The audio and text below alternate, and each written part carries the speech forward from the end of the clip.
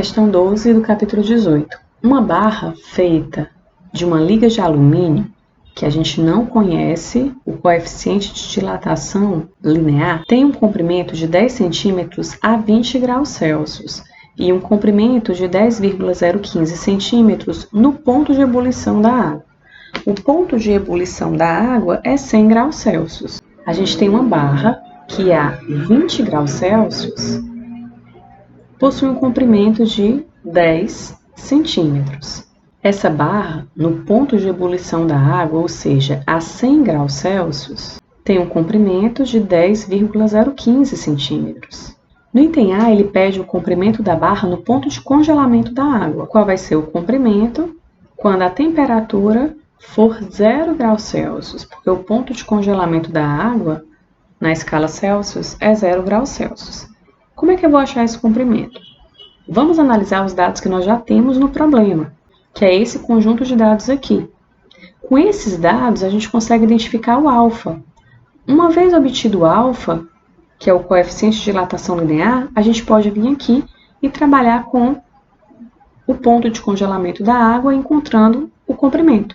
A gente sabe que se a temperatura de uma barra metálica de comprimento L aumenta de um valor ΔT, o comprimento aumenta de um valor ΔL, onde ΔL é igual a L0 vezes alfa vezes ΔT. De 20 graus Celsius para 100 graus Celsius, nesse aquecimento aqui, a barra aumentou 0,015 centímetros, a gente tem que o ΔL vai ser 0,015 centímetros, igual ao comprimento inicial, que é quando a barra está a temperatura de 20 graus Celsius, que é 10 centímetros, vezes alfa, que a gente está interessado em descobrir, vezes ΔT. A variação de temperatura daqui de 20 graus Celsius para 100 graus Celsius é 80 graus Celsius, porque é 100 menos 20. Aqui, centímetro papoca com centímetro, a gente tem 0,015 igual a 10 vezes alfa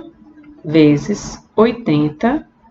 Como é variação, o nosso livro-texto, Resnick, chama de C-grau, né? Quando é variação de temperatura. Quando é só temperatura, é graus Celsius. Então, aqui o alfa vai ser igual a 0,015 dividido por 10 vezes 80 C-grau.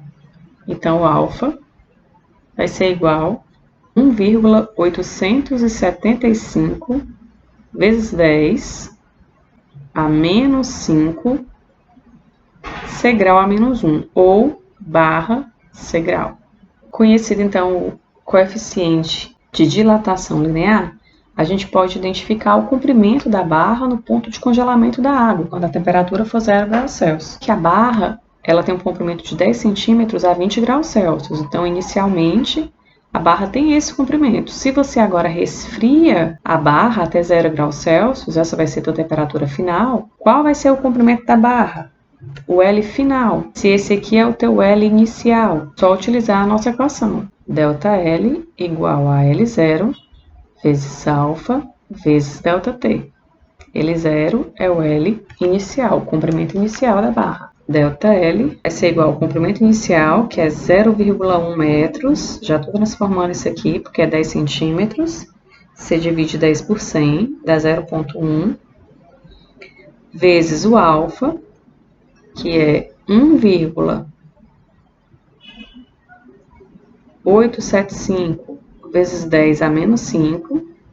Essa unidade C-grau, que está no denominador, vai cancelar com esse ΔT aqui.